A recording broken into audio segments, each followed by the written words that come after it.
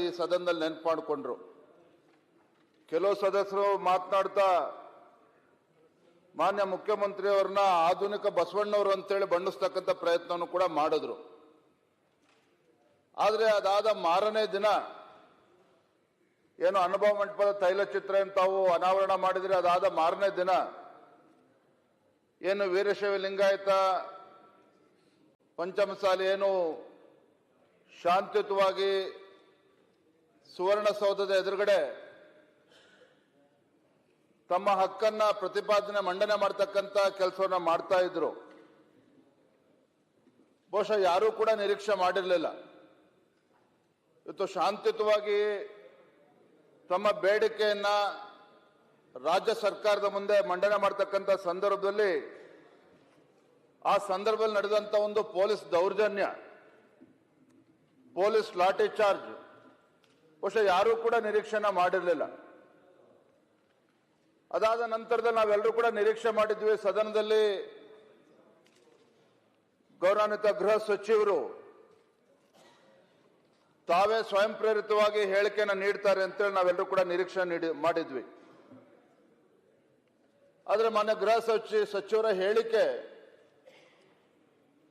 ಏನವರಲ್ಲಿ ಸತ್ಯಾಗ್ರಹ ಹೋರಾಟ ಮಾಡ್ಕೊಂಡು ಬರ್ತಾ ಇದ್ರು, ಅವ್ರನ್ನ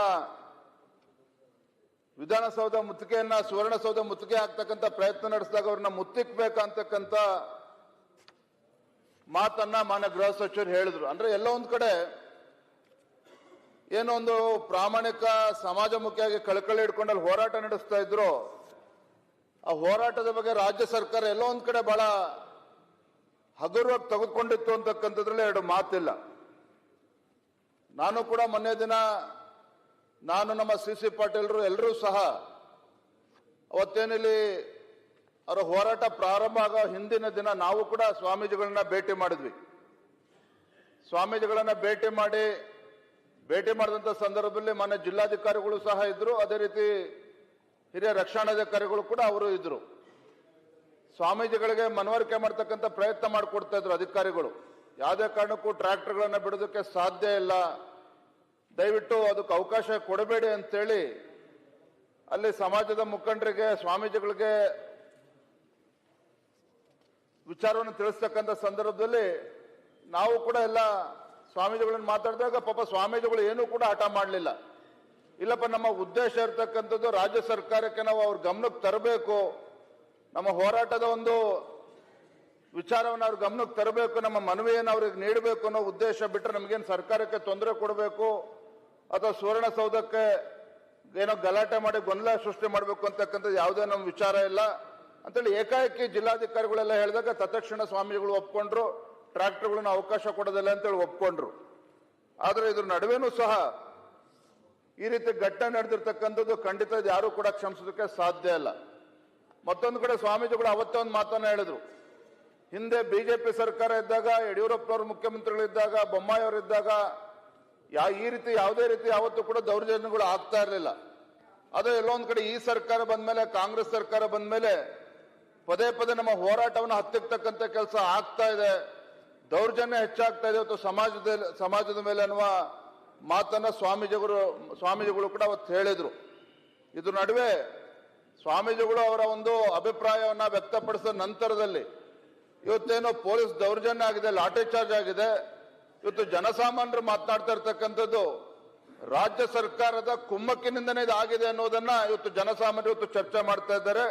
ಒಟ್ಟಾರೆಯಾಗಿ ಹೇಳೋದಾದ್ರೆ ರಾಜ್ಯ ಸರ್ಕಾರ ಅಥವಾ ಇವತ್ತು ರಾಜ್ಯ ಸರ್ಕಾರ ಈ ವಿಚಾರದಲ್ಲಿ ಇವತ್ತು ಹೋರಾಟವನ್ನು ಹತ್ತಿಕ್ಕಂತ ನಿಟ್ಟಿನಲ್ಲಿ ಇವತ್ತೇನೋ ಪೊಲೀಸ್ ದೌರ್ಜನ್ಯ ಇವತ್ತು ನಡೆದಿದೆ, ಖಂಡಿತ ಇದು ರಾಜ್ಯ ಸರ್ಕಾರದ ವೈಫಲ್ಯ ಅನ್ನೋದನ್ನ ಎತ್ತಿ ತೋರಿಸ್ತಾ ಇದೆ.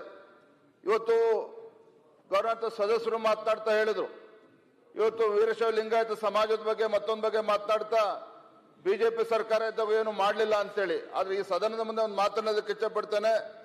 ಹಿಂದೆ ಸನ್ಮಾನ್ಯ BS ಯಡಿಯೂರಪ್ಪನವರು ಮುಖ್ಯಮಂತ್ರಿಗಳಿದ್ದಾಗ ಇವತ್ತು ಪಂಚಮಸಾಲಿ ಸಮಾಜಕ್ಕೆ ಇವತ್ತು 3B ಕೊಡ್ತಕ್ಕಂಥ ಕೆಲಸ ಮಾಡಿದ್ರಿಂದಲೇ ಇವತ್ತು 2A ಕೇಳ್ತಕ್ಕಂಥ ಪ್ರಮೇಯ ಇವತ್ತು ಒದಗಿ ಬಂದಿರತಕ್ಕಂಥದ್ದು. ಹಾಗಾಗಿ ಕೊನೆಯದಾಗಿ ಇಷ್ಟು ಮಾತ್ರ ಹೇಳ್ತಾನೆ, ರಾಜ್ಯ ಸರ್ಕಾರ ಉದ್ದಟತನವನ್ನ ಬಿಟ್ಟು ಇವತ್ತೇನು ಮೊನ್ನೆ ಘಟನೆ ನಡೆದಿದೆ, ಇದ್ರ ಬಗ್ಗೆ ಮಾನ್ಯ ಮುಖ್ಯಮಂತ್ರಿಗಳು ಗೃಹ ಸಚಿವರು ಕ್ಷಮೆಯನ್ನ ಯಾಚಿಸಬೇಕಾಗ್ತದೆ, ಮತ್ತೆ ಉನ್ನತ ಮಟ್ಟದ ತನಿಖೆನೂ ಕೂಡ ಆಗ್ಬೇಕಾಗ್ತದೆ. ಮತ್ತೆ ಯಾರು ಅಧಿಕಾರಿಗಳು ತಪ್ಪಿತಸ್ಥರಿದ್ದಾರೆ ಅವರ ವಿರುದ್ಧ ಒಂದು ನಿರ್ದಾಕ್ಷಿಣ್ಯ ಕ್ರಮವನ್ನು ರಾಜ್ಯ ಸರ್ಕಾರ ಕೈಗೊಳ್ಳಬೇಕು ಅಂತೇಳಿ ತಮ್ಮ ಮೂಲಕ ಇವತ್ತು ಮಾನ್ಯ ಗೃಹ ಸಚಿವರಲ್ಲಿ ಮಾನ್ಯ ಮುಖ್ಯಮಂತ್ರಿ ನಾನು ಆಗ್ರಹವನ್ನು ಮಾಡ್ತಾ ಇದ್ದೇನೆ. ನಮಸ್ಕಾರ. ಈಗ